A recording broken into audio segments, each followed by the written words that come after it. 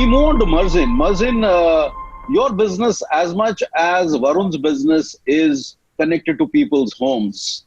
So what do you believe are your 5 things that you would do, or some of them you may be already doing when you hit office on the D-Day? So I don't think there's going to be one D-Day. The country is going to open up in phases. Every day is a different day, and there's so much of volatility. Last evening we heard that the lockdown has been extended by another 2 weeks and another 2 weeks, and I think this is going to go on in the red, orange, green situation. So I think the country will open up in a phased manner. But nevertheless, on the first day that I am allowed to step out, I'm going to put on my protection equipment and I'm going to go visit customers along with some of my service technicians. And why am I going to do this? We are in touch with about 8 million customers on an annual basis. Eureka Forbes enters a kitchen every second, not to sell a machine, but to service a machine. And in that scenario of being able to take care of our customers, we really need to ensure that we make every salesperson, every service technician, every foot on street go out and reach out to our customers. During this lockdown, we've had so many requests. We have about 45 to 50,000 customer issues pending, which we've tried to resolve over the video and tried to see if customers can look at resolving their own issues on the phone and via video chat.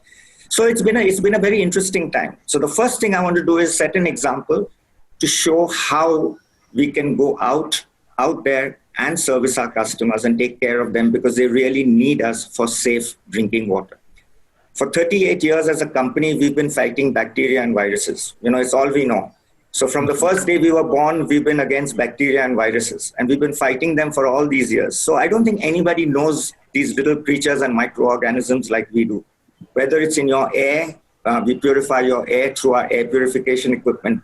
Whether it's your home and cleaning it, we have steam sterilization equipment and vacuum cleaning equipment. Whether it's through even your air conditioning, which we now call health conditioners, it removes all bacteria and virus in the room 99.9% within a period of 4 hours. So whether it's the water you drink, the air you breathe, the home you live in, it's all about cleanliness and bacteria and viruses. So really for us, this is a massive opportunity. With the way things are panning out in the world, it's key that we look at health and hygiene as a big segment in consumers. So this is something which is changing around the world, and for us, it's a big thing. Coming back to what I would look at and what we've been looking at, I mean, most of what Varun said also applies to us. We have regular reviews, and all reviews start on time. Not all of them end on time, but yes, we do have our reviews. We have our core team, which is like a pilot room in a cockpit where we do this. We monitor the health of all our employees. As of now, the good Lord has been kind to us. Only one person has tested positive from our entire team, and one partner of ours is in quarantine. And the young man who's been tested positive is fighting, and he's doing well. He's still in hospital, but he will come out. So we monitor our customer health and well-being. We communicate. We have video broadcasts. We have ongoing days. And almost on a daily basis, if not on a bi-weekly basis, almost every single customer, every single employee of us has been touched through a call by one of our leaders on the ground. We have a lot of people who are feet on street. So as I mentioned, we enter a kitchen every second. We have about 10,000 people on the service side, 4,000 people on the sales side, and a lot of them come from smaller towns and villages. So some of them could reach their villages back before the lockdown. Some of them couldn't. So they need help. So our leaders reach out, try to help them out and do this. Some of these stories that we have seen from customers who claim that, they've been serviced by us even in these tough times is very heartwarming. It actually warms your heart to hear that there are such fantastic Eurochamps, people out there who go out beyond the call of duty to reach out to our customers. So that's on the second part of it. The third part of it, of course, is the cash and the liquidity side. I mean, it's an amazing time. And I was reading a research by a company called Avalon, and they did this study across all the listed companies on the stock exchange. And what was interesting to see is that 68% of companies, that's over 2 out of 3 companies, have no cash cover beyond 2.5 months. Let me repeat this. 2 out of 3 companies, listed companies, will have no cash cover beyond 2.5 months. Now, this is something that is quite a scary situation. We are already almost 1.5 to 2 months down the road already. And in a little while, most people are going to run out of cash. Very scary. And for us, This is something that we've been looking at. Where do we cut costs? We are renegotiating everything from our business partners to our suppliers to our rent. We're even cutting down our guest houses to see where we can save on this. So this is a very, very critical thing on managing cash and managing liquidity. The fourth, I think, is an opportunity for us to reskill.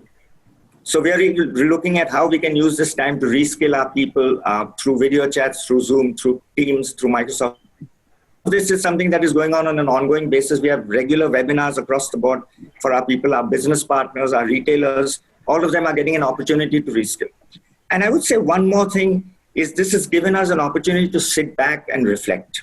You know, when you're so caught up in your day-to-day work, you're so caught up that you tend to get operationalized. In this, people have been able to rethink. So when we've divided our core team, we have a core team into 5 large projects that we're looking at for reimagining the future. So these are the 5 key things that we will be looking at from a strategic perspective. We have regular calls on these. We have monitoring systems. We have a project plan in place. So when we reopen in the next 3 to 6 months, there will be one strategy. The next 6 months to 18 months will be a longer term approach of reimagining our business. Where will we be? How will we be? What will be the opportunities for us? And where do we need to cut the flab and reimagine ourselves? So this has been a good, I would say, I would echo what Varun said. It's been a kind of an interesting time, kind of a good time. And consumer behavior would have changed a lot during this time. I sense that companies will be rechanging also. Many things will happen. Models will move from CapEx to OpEx. Companies will become leaner, thinner. So these are very, very exciting times. And there's one thing that I keep saying, that which doesn't kill you makes you stronger.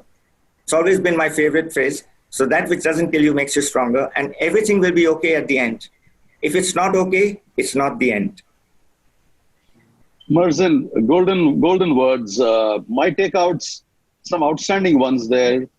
To start with, the focus on internal and external customers, how you would contact customers yourself at your level, on foot, on feet, remarkable. And how in this period you have contacted every single of your employee, showing your concern and showing your love for them.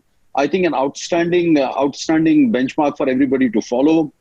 What I also liked in the language which you and Varun both are using is the war room. It's almost like going back to management and business schools where they would take a lot of inspiration from these books written on war, how it's almost come a full, circle where again, everybody seems to be fighting a battle or a war almost on a day-to-day basis.